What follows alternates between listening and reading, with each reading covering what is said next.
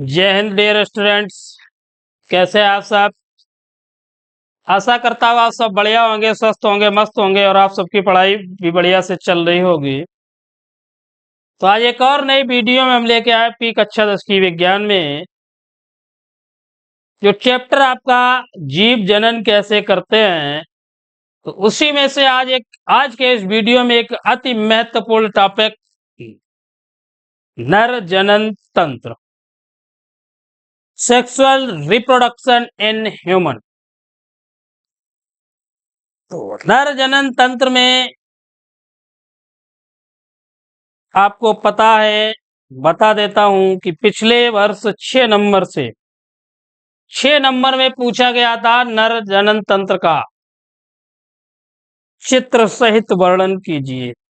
तो इस चैप्टर में आपका नर जनन तंत्र है और मादा जनन तंत्र, यहां से एक एग्जाम में आपसे पूछा जाता है।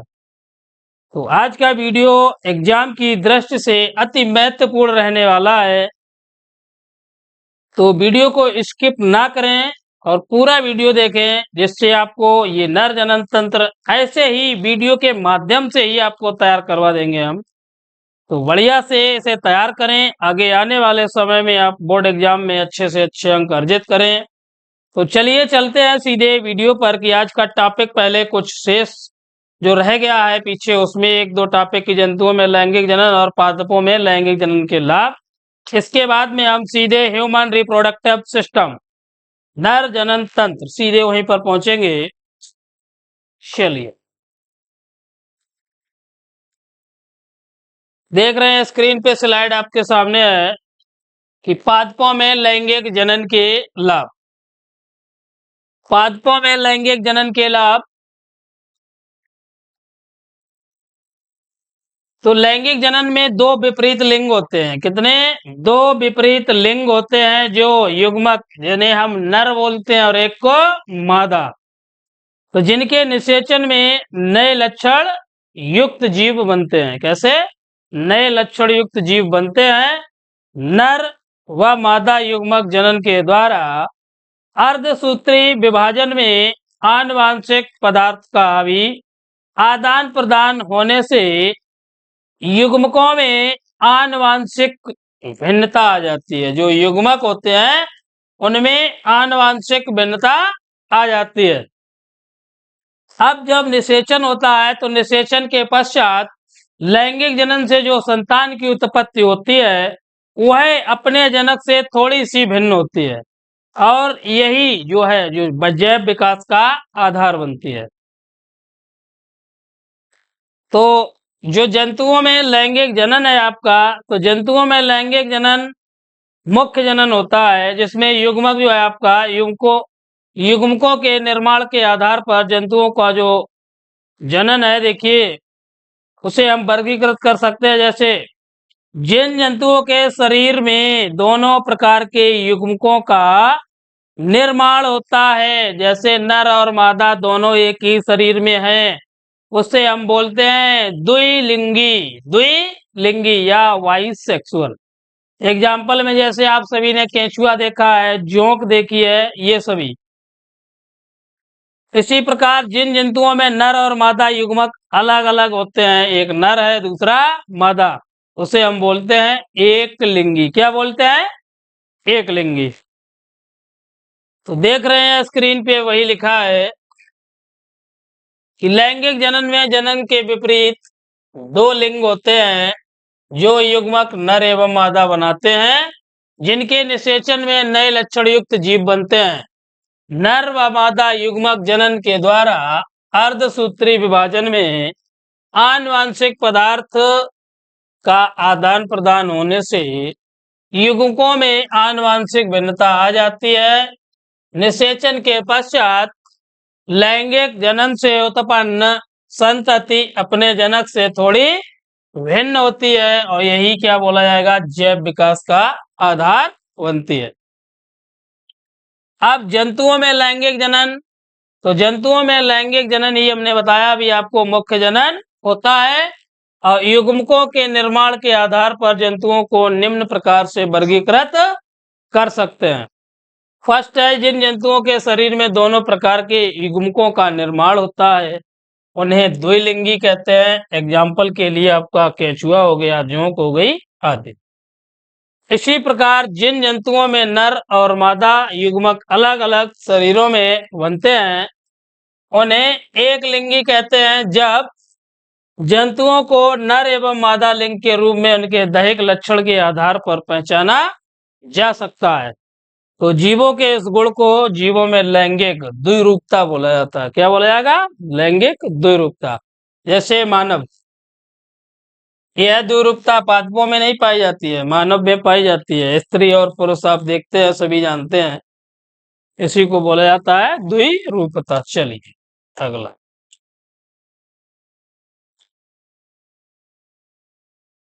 मानव में लैंगिक लक्षण। मानव में लैंगिक लक्षण। अब मनुष्य में लैंगिक लक्षण देखिए, यौवना आरंभ जिसे बोला जाता है, प्रारंभिक अवस्था है यौवना। तो देखिए मनुष्य की जो अवस्थाएं हैं वो अलग अलग वर्गीकृत की जाती हैं। जैसे गर्भावस्था काल जो आपका 280 दिन का होता है, लगभग 0 से 9 मंथ का, तो वो गर्भावस्था काल बोला जाता है। अब जन्म के बाद, जन्म से लेकर 2 वर्ष का समय जो होता है उसे शैशवावस्था बोलते हैं। इसके बाद में आपकी जो बाल्यावस्था होती है, बाल्यावस्था के बाद आपकी किशोरावस्था, किशोरावस्था के बाद वयस्कावस्था, और उसके बाद प्रौढ़ावस्था और लास्ट में वृद्धावस्था। तो इन सभी को अलग अलग उम्र के अनुसार, जैसे शैशवावस्था आपकी 0 से 2 वर्ष हो गई, और 2 से 6 वर्ष उत्तर बाल्यावस्था, और उसके बाद में पूर्व बाल्यावस्था, इसके बाद में किशोरावस्था। तो किशोरावस्था को एक वैज्ञानिक है आपके स्टनेहाल, तो स्टनेहाल ने उसे उत्तेजित और तूफानी अवस्था कहा है। क्या बोला है? उत्तेजित और तूफानी अवस्था। तो उसी में किशोरावस्था में ही यौवना आरंभ, यौवन का आरंभ शुरू होता है। अब यौवना आरंभ है क्या? तो जो भी प्राणी है वह जनन करने योग्य हो जाता है, उसी को हम कहते हैं यौवना आरंभ। जनन का मतलब आप समझ रहे हैं, जनन क्या है? ये अपने जैसे संतान की उत्पत्ति बोली जाता है जनन या प्रजनन। तो अपने जैसे संतान की उत्पत्ति आप जब करने योग्य हो जाते हैं तो उसी को हम बोलते हैं यौवना आरंभ। तो इसकी आयु जो पुरुष है उसमें 15 से 18 वर्ष, और जो स्त्रियां हैं उसमें 11 से 14 वर्ष तक होती है। अब समय के अकॉर्डिंग इस समय जो हमारा भोजन है वो उत्तेजित काम वासना वाला भोजन है। तो यह देखिए अपवाद तो सभी में होते हैं। तो इस समय कुछ पहले भी ये अवस्थाएं हो जाती हैं। देखा है आप सभी ने, आपके आसपास ही ऐसे नमूने मिल जाएंगे कि ये जो एज हमने बता रखी है 15 से 18 वर्ष, आज के अकॉर्डिंग देखेंगे तो आप और जल्दी हो जाती है यौवना आरंभ। तो वो तो हमारा खान पान कैसा है उसके ऊपर डिपेंड कर रहा है। अब जो गौण लैंगिक लक्षण बोले जाते हैं, गौण लैंगिक लक्षण, तो गौण लैंगिक लक्षण आपके देखिए, बाह्य जननांग जो मनुष्य में प्राथमिक जनन अंग माने जाते हैं, बाह्य जननांग प्राथमिक, जो बाह्य जनन अंग होते हैं उन्हें हम कहते हैं प्राथमिक जनन अंग, क्योंकि इनके द्वारा पुरुषों एवं स्त्रियों में जन्म से ही विभेद किया जा सकता है। इसके अतिरिक्त पुरुष और स्त्री में पाए जाने वाले ये सभी लक्षण जिनके द्वारा स्त्री और पुरुष में विभेद किया जाता है, इन्हीं को हम बोलते हैं गौण या द्वितीयक लैंगिक लक्षण। गौण या द्वितीयक लैंगिक लक्षण। अब जो पुरुष है, पुरुष में द्वितीयक लैंगिक लक्षण या गौण लैंगिक लक्षण होते क्या हैं? तो जो आप यौवना आरंभ होता है या यौवन की अवस्था आती है, तो इसमें सबसे पहला रीजन है कि चेहरा है और शरीर। जो हमारा चेहरा है और शरीर है इस पर बाल उगाते हैं, और जो हमारा कंठ स्वर है वो धीरे धीरे कैसा होता है? भारी होता है।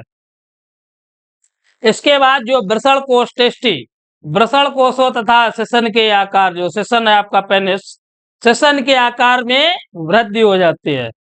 इसके अलावा जो शुक्र जनन नलिकाएं हैं, शुक्र जनन नलिकाओं में शुक्राणुओं का निर्माण प्रारंभ हो जाता है। जो शुक्र जनन नलिकाएं हैं उनमें शुक्राणुओं का निर्माण प्रारंभ हो जाता है। इसके अलावा अस्थियां हैं, पेशियां हैं, ये मजबूत होने लगती हैं तथा कंधे कैसे होने लगते हैं, चौड़े होने लगते हैं और लंबाई बढ़ने लगती है। इसके अलावा जो जनन अंग होते हैं, जनन अंग, उनके आसपास बगलों में आदि स्थानों पर बाल उगाते हैं। तो ये तो पुरुषों के द्वितीयक लैंगिक लक्षण हैं। तो वही आप स्क्रीन पे देख रहे हैं, वही हमने लिख रखे आपके स्क्रीन पे। यौवना आरंभ लिखा है कि किसी भी प्राणी के जनन करने योग्य हो जाने को हम बोलते हैं यौवना आरंभ। इसकी आयु पुरुषों में 15 से 18 और स्त्रियों में 11 से 14 वर्ष। इसके बाद गौण लैंगिक लक्षण है। तो बाह्य जननांग मनुष्यों में प्राथमिक जननांग माने जाते हैं, क्योंकि इनके द्वारा पुरुषों एवं स्त्रियों में जन्म से ही विभेद किया जा सकता है। इनके अतिरिक्त पुरुष और स्त्री में पाए जाने वाले ये सभी लक्षण जिनके द्वारा स्त्री और पुरुष में विभेद किया जा सकता है, इन्हें बोलते हैं गौण या द्वितीयक लैंगिक लक्षण। इसके है बाद आपका पुरुषों में गौण लैंगिक लक्षण। तो यौवनावस्था के साथ ही लड़कों में निम्नलिखित परिवर्तन होते हैं। पहला है आपका चेहरे व शरीर पर बाल उगाते हैं तथा स्वर भारी हो जाता है। दूसरा आपका कि वृषण कोषों तथा श्वसन के आकार में वृद्धि हो जाती है। तीसरा पॉइंट है शुक्रजनन नलिकाओं में शुक्राणुओं का निर्माण आरंभ हो जाता है। इसके अलावा अस्थियां व पेशियां मजबूत तथा कंधे चौड़े हो जाते हैं और शरीर की लंबाई बढ़ने लगती है। अगला पॉइंट जननांगों के आसपास बगलों आदि स्थानों पर बाल उगाते हैं। ले लीजिए जल्दी से स्क्रीनशॉट इसका। चलिए नेक्स्ट।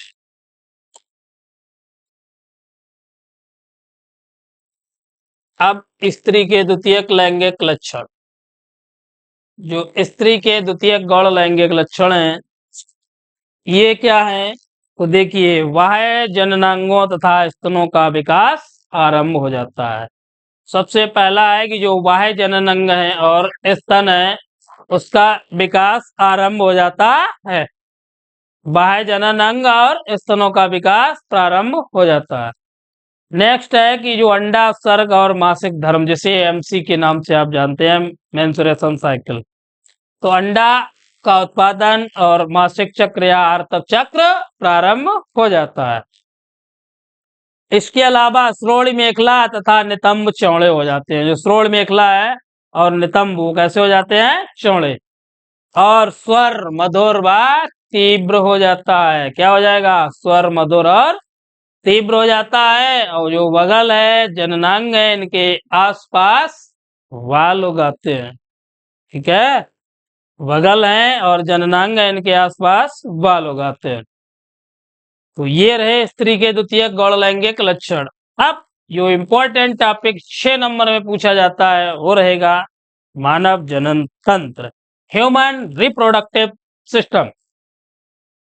ह्यूमन रिप्रोडक्टिव सिस्टम, जिसमें आपका आज के इस वीडियो में खास रहने वाला है नर जनन तंत्र, male reproductive system. Male reproductive system. तो मानव जनन तंत्र है क्या?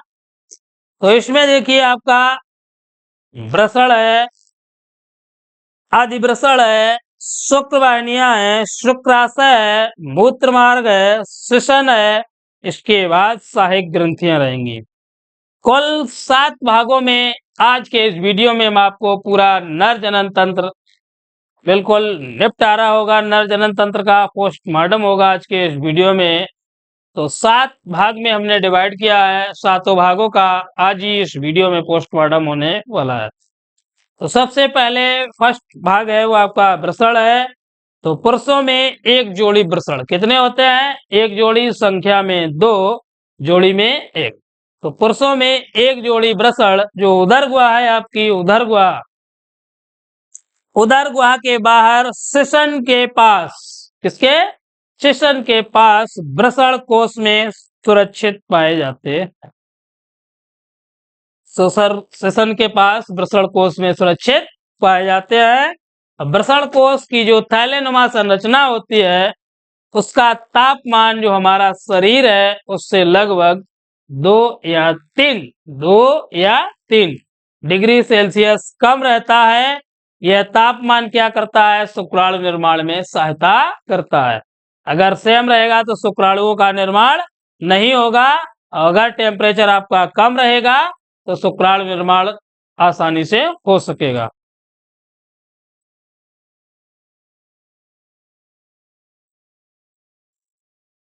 तो भाई स्क्रीन पे आप देख रहे हैं कि स्त्री के द्वितीयक लैंगिक लक्षण।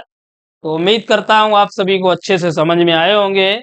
अगर किसी प्रकार की किसी बच्चे को कोई समस्या रहती है तो हमें वो मेरा व्हाट्सएप नंबर नोट कर लें आप 8853243603। आप इस नंबर पर डायरेक्ट हमसे संपर्क कर सकते हैं। विज्ञान और गणित से संबंधित किसी प्रकार की आपको कोई समस्या है तो हमें इस नंबर पर संपर्क करें। आपको उस समस्या का समाधान जरूर मिलेगा। तो मानव जनन तंत्र में पहला आपका जनन तंत्र हमने बता रखा है।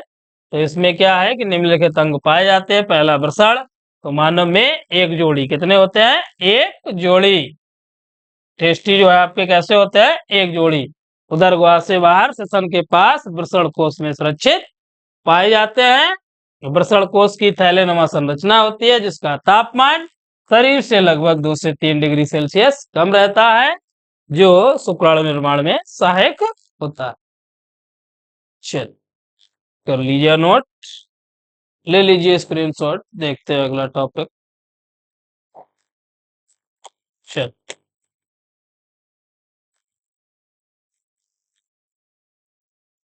अगला है नंबर 2 आपका अधिवृषण। अभी आपको सभी भाग हमने समझाए थे। अधिवृषण देखिए क्या है कि यह प्रत्येक वृषण से चिपकी हुई कुंडलित नलिकाकार लंबी एवं चपटी, कैसी? लंबी एवं चपटी संरचना होती है जिसका निर्माण वृषण की अपवाहक नलिकाओं द्वारा होता है। जो अपवाहक नलिकाएं होती है उसके द्वारा। यह लगभग 6 मीटर लंबी संरचना होती है जो 3 भागों, जिसमें शीर्ष, काय एवं पुच्छ। पहला भाग शीर्ष, दूसरे को बोलते हैं काय, तीसरा आपका पुच्छ में विभक्त रहती है। इसमें शुक्राणु परिपक्व होते हैं। शुक्राणु जो होते हैं इसी में परिपक्व होते हैं तथा उनमें गति उत्पन्न होती है। प्रत्येक वृषण पर चिपके अधिवृषण की सभी नलिकाएं मिलकर क्या बनाएंगी? शुक्रवाहिनियां। ठीक है कि अधिवृषण की जो चिपकी हुई नलिकाएं हैं वो मिलकर क्या निर्माण करेंगी? शुक्र वाहिनियों का निर्माण करेंगी। अब आपकी शुक्र वाहिनियां, तो ये एक जोड़ी लगभग 40 से 45 सेंटीमीटर, कितनी? 40 से 45 सेंटीमीटर लंबी तथा मोटी संरचना होती है। तो शुक्राणु इनके द्वारा उदर गुहा में स्थित, कहां पहुंचेंगे? उदर गुहा में स्थित शुक्राशय में पहुंचते हैं। ठीक है, उदर गुहा में स्थित शुक्राशय में पहुंचते हैं। अब शुक्राशय क्या है आपका? तो यह एक थैलीनुमा संरचना होती है। कैसी है? थैलीनुमा संरचना है। इसके द्वारा हल्का पीला एवं क्षारीय पोषक तरल का श्रावण होता है। क्षारीय पोषक तरल का श्रावण होता है जिसमें शुक्राणु गति करते हैं। शुक्राणु इस तरल के साथ मिलकर क्या बनाएंगे? वीर्य। क्या बनाएंगे? वीर्य। इस तरल के साथ मिलकर वीर्य का निर्माण करते हैं। शुक्राणु से निकलने वाली एक छोटी नलिका बोली जाएगी शुक्रवाहिनी से मिलकर स्खलन नलिका बोली जाती है। स्खलन नलिका का निर्माण करती है। कौन सी है नलिका? स्खलन नलिका का निर्माण करती है। इसके बाद है आपका लास्ट मूत्र मार्ग। तो मूत्र मार्ग देखिए शुक्राशय स्खलन नलिका की सहायता से मूत्राशय के एक सक्रिय भाग, जो मूत्राशय है उसके एक सक्रिय भाग मूत्र मार्ग में खुलता है। मूत्र मार्ग श्वसन के शीर्ष सिरे पर एक मूत्र जनन छिद्र द्वारा बाहर खुलता है। मूत्र जनन छिद्र द्वारा बाहर खुलता है। यह शुक्राणु तथा मूत्र के बाहर निकलने का संयुक्त मार्ग होता है। शुक्राणु और मूत्र के बाहर निकलने का एक ही मार्ग होता है, वो कैसा है? संयुक्त मार्ग होता है। ले लीजिए इसका भी स्क्रीनशॉट जल्दी से। चलिए नेक्स्ट।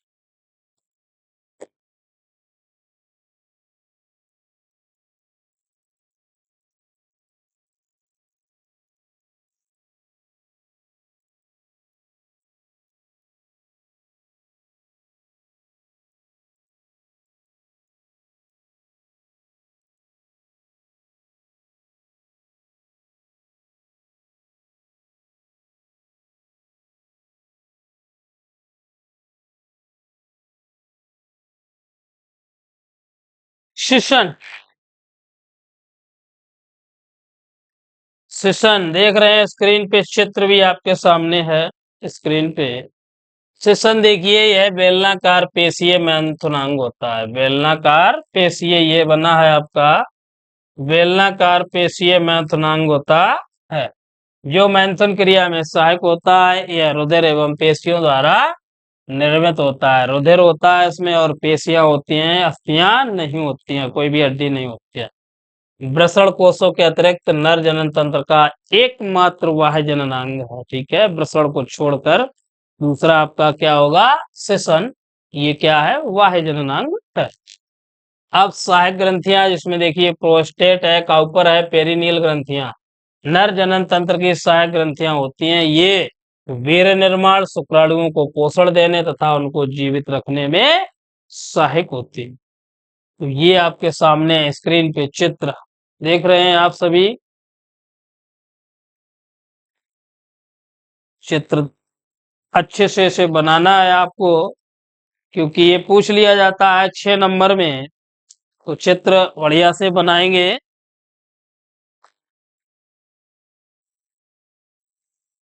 ये आपकी मूत्र वाहिनी, ये रहा मूत्राशय, ये अधिवृषण ग्रंथियां, ये दोनों वृषण है, ये टेस्टी आपके, ये मूत्र मार्ग है देख रहे हैं ये वाला, ये आपका शुक्राशय। तो इसे अच्छे से तैयार करना है, बढ़िया से बनाना है आपको इसे।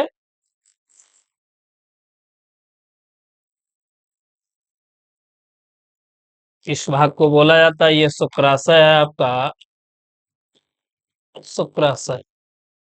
ये प्रोस्टेट है ग्रंथि। चलिए नोट कर लीजिए, जल्दी से बना लीजिए, स्क्रीनशॉट लीजिए इसका भी। देखते हैं अगला टॉपिक। नेक्स्ट,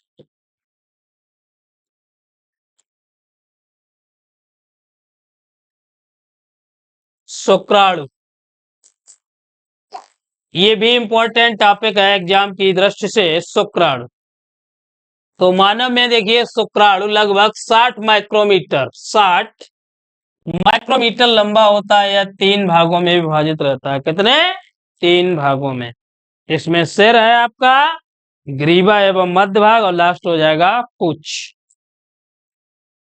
तो सिर जो है, इस भाग में मुख्यतः केंद्रक तथा गुणसूत्र उपस्थित होते हैं, और सिर का प्रारंभिक भाग एक्रोसोम बोला जाता है। क्या बोला जाता है, एक्रोसोम, जो गाल्जी काय के द्वारा निर्मित होता है, जिससे अंडे के आवरण को घोलने वाले, जो अंडा बनता है उसके आवरण को घोलने वाले एंजाइम स्रावित होते हैं, और इस प्रकार से ये निषेचन में सहायक होता है। किसमें, निस्फर्टिलाइजेशन जो होता है उसमें सहायक होता है। दूसरा है आपका ग्रीवा एवं मध्य भाग। तो इस भाग में एक जोड़ी, एक तारक का उपस्थित होते हैं। इस भाग से शुक्राणु के अंत तक एक अक्षीय तंतु उपस्थित होता है। इस अक्षीय तंतु के चारों ओर उपस्थित माइटोकॉन्ड्रिया शुक्राणु को गति के लिए करने के लिए ऊर्जा प्रदान करता है। ठीक है, माइटोकॉन्ड्रिया जो है, माइटोकॉन्ड्रिया वो शुक्राणु को गति करने के लिए एनर्जी डोनेट करता है। ठीक है, जो शुक्राणु है उसका गति करने के लिए क्या डोनेट करेगा, एनर्जी डोनेट करेगा। चलिए चित्र देखते हैं इसका।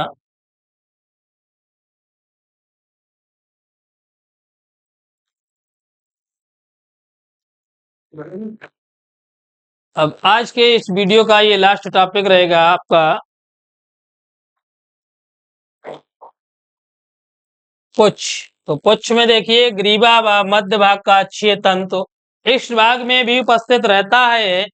इसके कुछ भाग पर कोशिका द्रव्य का आवरण होता है, जिसे हम बोलते हैं मुख्य खंड, तथा शेष भाग जिस पर कोशिका द्रव्य का आवरण नहीं होता है उसे बोला जाता है अंत्य खंड। क्या बोला जाएगा, अंत्य खंड।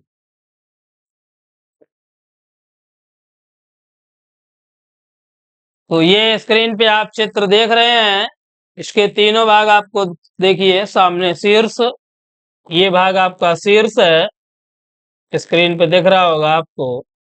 और शीर्ष में क्या क्या है, आपका एक्रोसोम गुणसूत्र है, कोशिका द्रव्य है, माइटोकॉन्ड्रिया जो मध्य भाग में है, और लास्ट में आपका पुच्छ है। वही लिखा है, एक्रोसोम पाया जाता है, केंद्रक है आपका गुणसूत्रीय पदार्थ, ग्रीवा है, समीपस्थ तारक केंद्र, मध्य भाग ही आपका माइटोकॉन्ड्रिया, और लास्ट में आपका हो गया पुच्छ। तो ये रहा शुक्राणु का चित्र। इसे बढ़िया से तैयार करें, 2 नंबर में पूछ लिया जाता है, तो ले लीजिए स्क्रीनशॉट जल्दी से। चल, तो आज के वीडियो में बस इतना ही। आप मिलेंगे अगले वीडियो में, तब तक के लिए धन्यवाद। और अगर वीडियो अच्छा लगे तो प्लीज वीडियो को लाइक करें, दोस्तों में ज्यादा से ज्यादा शेयर करें, और अगर आप हमारे चैनल पर नए हैं तो प्लीज हमारे चैनल को सब्सक्राइब करें। धन्यवाद। जय हिंद, जय भारत।